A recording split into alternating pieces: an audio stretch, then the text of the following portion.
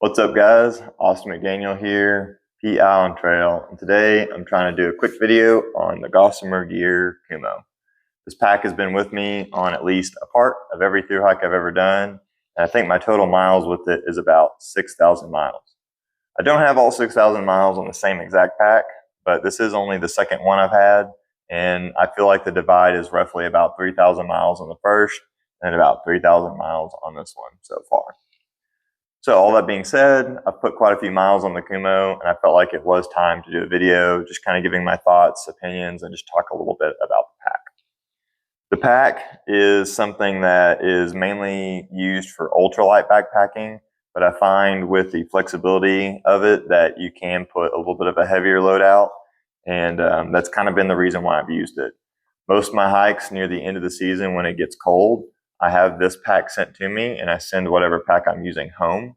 And this pack allows me to put a little extra volume for my winter stuff, insulation, or on hikes where I know I have to have a lot bigger food carry. This pack is able to do that compared to the other like super ultralight packs that are even smaller. So as far as the actual volume of the pack, it is 36 liters, as the Kumo 36 name would let you know. It is divided by having 28 liters in the big main body and then about 8 liters worth of big mesh pocket and side pocket volume space. The material is not as ultralight as some of the other companies, but it's also not as expensive. It uses like the aerobic nylon material, and they keep the cost lower than $200, which I find is one of the main reasons I like the pack, because that material is more durable than DCF and it's cheaper. So I know that I can get a lot more bang for my buck with this backpack. I think the only other thing to kind of mention is, again, the volume is kind of interesting because I said it's 36 liters, but with these two little draw cords here, you can actually expand it quite a bit. I feel like far more than most other packs that are just regular roll tops. And I've been able to get a lot more volume out of this than probably most other packs that I have that are even 40 liters. The other thing too is, similar to a Y strap, you could also put something kind of back here like this. I've seen people put their foam pads if they're carrying them that way, or like even a bear can. Although I found that I was able to fit a bear can actually inside this pack. But yeah, the flexibility on the expandable storage is pretty incredible. And also this mesh pocket is super crazy stretchy. I mean, you can put like so much stuff on it. And because it has a really good elastic, it doesn't lose its space if you go really full with the pack. I've had some packs where when you fill it up, this mesh pocket just kind of tightens up and you can't use it. But with the Kumo, using this like stretch mesh or whichever material it is, it has no problem fitting like tons of extra stuff, like extra food or just extra layers of clothing, your tent stakes, everything. And then as far as durability on it too, the bottom part of that mesh kind of has this more rugged material, so you don't have to really worry about it tearing if you set it down on stuff. So I really like that. As far as the some of the other specs about it, I'll just kind of briefly talk about the weight. The main body itself, like the main pack, is I believe right around 14 ounces. But if you have the added hip belt pockets, the fast belt, I believe they call it, I think that adds about 3 ounces. And then if you have the sit pad that comes in with the pack, that adds about another 2.5 ounces, pushing you around 20 total. But I find it's definitely worth it, because if you're using something to give you a little bit of structure and then you're using that hip belt, it really makes the comfort carry way better. They recommend on the website about 20 to 25 pounds. I definitely find that's true, especially if you're using a pad or something to give you structure and then you're using that little hip belt. You can actually offload some of that weight to your hips, which I find most ultralight packs you can't really do that with. So as far as the other quick kind of specs, I would say that the pack, I'm not really sure on the length and the width, but I find that the pack is a little bit wider than maybe some of the other packs that are this volume. And I really like that because it allows me to fit my stuff better in my pack. Like my food bag is a bit chunkier and wider. My sleeping bag is going to be bigger and wider. And I like that I can, stack them and set them in the pack better. It just kind of works a lot. So one quick thing I'll note that's specifically cool about the pack, as I mentioned, it comes with the sit pad. But if you have a foam pad, one of the Thermarest Z-Lite pads, or you have one of the NeMo switchback pads, if you have about 8 panels and you have the 20-inch length, that's important, you can actually fit it, the length, again, if the length is only 20 inches, you can fit it instead of having that sit pad. And then if you keep it down to 8 panels or less, you don't have to worry about it being too thick and it not really fitting against your back. So me and my buddy Strider, who really showcased this pack to me the first time I ever saw it, we've really made the most out of that, and it's allowed us to give more structure to the pack while also kind of making our kit more flexible, because you can have this, this pad here. You don't have to really carry it awkwardly on the top and waste space up on the top. So anyway, I just want to point that out. It's something that's a really cool feature, is you can really carry it here. And similar to the other mesh I showed you, it's very stretchy. So it's not really hard to put that foam pad in and out. The only problem is unlike the back pocket, the mesh on the bottom doesn't have that durability stuff. So I kind of wish it did. So after about 3,000 miles on this pack alone, the corners have started to tear where the corners poke. And I have had to fix that before. It's not too hard. You just take a couple of slabs of tape and patch it up. I'm just a little lazy, but that is something that could start going, is a little bit of wear and tear there. So, but anyway, to get into the actual pack itself, talking a little bit about the features, it's got the side compression straps, which are really nice if you're holding like your umbrella or tent stakes or something like that, or if you have a tent with poles, you can easily strap them in there, and that's really good. I like that the side pockets are a lot more durable material, and then they're kind of slanted, so you can have like a taller water bottle without it falling out, but it's shorter here so that if you're reaching back to grab it, it's really nice. The top closure system that I kind of mentioned earlier about having the space is pretty unique, if you've noticed, in that it has this like big flap that kind of comes down. So I find that whenever the pack is pretty light, it compresses really well and gets really compact. But also, this kind of design, I think, leans towards shielding some of the water. So even though the pack's not waterproof, it does help, I feel like, shield some of that water and make it fall off. And I just find it keeps everything a little bit drier.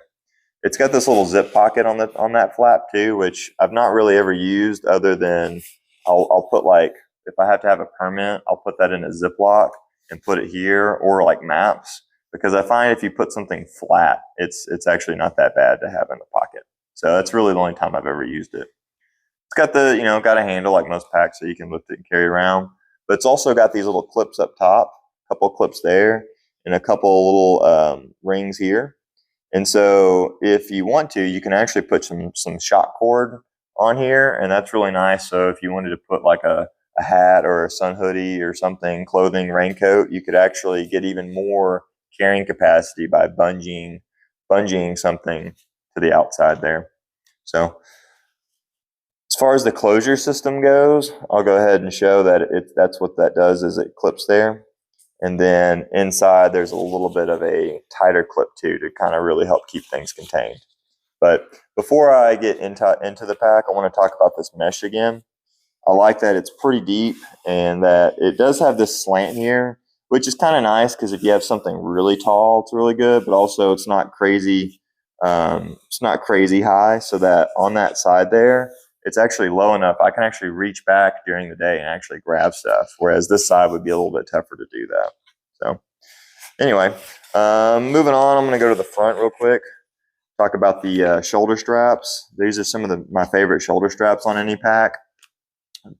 They're foam pad, but they're tapered, so they have a little bit of a slant to them, which I really like, because a lot of the other packs I used to try, the foam, if it was just the rectangle shape, the foam, when I would tighten it up, even with the sternum strap, would almost always tilt a little bit on edge, and it would dig into my shoulders. I find these don't do that, and it carries a lot more comfortably. It's got a couple little, I guess, daisy chains or reflective material here. You can clip stuff like a handkerchief or bandana stuff, or your garment in reach. In some cases, I got this little umbrella thing there that's kind of up against it. Moving down, you got the mesh pockets for the water bottles. Again, I really like this super stretchy mesh. It just makes it so much easier to have a wide variety of bottle sizes, and also you can fit your phone with no problem. And I just really like it. And as far as the mesh being on the shoulder, I have almost zero issue with the durability because it's not ever like rubbing up against stuff. You'll notice that, like most packs, you have a sternum strap. This one's on a little bit of a slider, so it makes it a little more flexible for adjusting during the day. The only downside is that it's not something that you can buy and just like clip on a new one. So I did have on the Continental Divide Trail, I probably was pulling too tight for too long. I did have my little thing here, clip and break. I was able to fix it, but I kind of had to do my own thing and rig something up. But yeah, that could be a problem. Is if that breaks, it's really hard to replace, if not impossible. So I do like that it slides. I do like the flexibility of it. It's also kind of one of those that's got that little stretch to it, which is nice. But yeah, I just don't like that you can't clip a new one on there. And it's your typical tightening shoulder strap. Let's see. I think that about covers it there. I'll talk about the hip belt again. It's got a little bit of that super stretch mesh, which is nice. Allows you to put a wide variety of stuff in there, plenty of snacks. A lot of times I just put my trash, or sometimes I have one that's trash and food, and the other one's like utilities. So I got like Body Glide and or water flavoring things, or my water filter or something you can put in there. I've never had an issue with the zipper being a problem. Having that super stretch mesh here is nice, but also at the same time, because it's on your hip and your hip's the widest point, I have had it get snagged on stuff before. And on the Florida Trail this year, I actually had this one get snagged, and it popped a pretty good hole on the mesh. So as much as I love it, it's not the most durable for maybe those hip belt pockets, but I find with some tape, I can probably fix that right up. All right, I think that about covers it. There is 2 adjustable points here that you could move that hip belt to, which is nice. And then you can also, clip stuff. As far as other miscellaneous features, you do have your like axe loop and stuff. I guess just the axe loop, which I don't really ever use. But yeah, I think that's about it. I find that for me, having a base weight around 8 pounds or less is really nice. And then keeping it compact allows me to get up to 6 days of food carry. I've not really pushed it beyond that, but I'm sure I could if I had to go like a whole week. But yeah, I find that 3-day to 4-day food carry is kind of optimal. And then it's just really been like the Continental Divide Trail where I've had to push that limit quite a bit. So yeah, I think that pretty much covers it. I think, again, some of my favorite features are on this pack. I really like the tapered shoulder straps. I really love that I can put the foam pad as the backing here. And I just kind of like that it's a pack that I don't have to care about as far as material and cost. It's not like it's a $300 pack. And it's just extremely flexible. Having those straps on the back there that can allow the top to expand so much is really good. And then having that super stretchy back mesh is just incredible. It's some of my favorite stuff. If there was a few things I could change on the pack, it would simply be making that sternum strap something that you could clip on a new one or an additional one. I'd maybe say it'd be kind of nice it'd be nice to have that durable material on the bottom of the back mesh or the foam carrying mesh or whatever. And then the only other thing is, it'd be cool if they got on the bandwagon and put in a bottom pocket. If this pack had a bottom pocket, I feel like I could go on a full-on winter hike with it as far as having that extra volume. So not much else I can say about it. It's just kind of been the perfect pack. It's simple yet extremely functional and flexible. So if you're looking for something kind of in this range, something that's like the perfect summer to fall and spring through hiking backpack, you really can't go wrong with this pack. It's just the best pack. So if you have any questions about it, as far as like other wear and tear issues, go ahead and hit me up with a comment. If there's anything I kind of missed you want to know about, definitely check out the website first, as I'm not really talking too much about the specs. You can just check those out on the website. But yeah, it's just been the best pack. I have no complaints. So anyway, catch y'all next time and have a good one.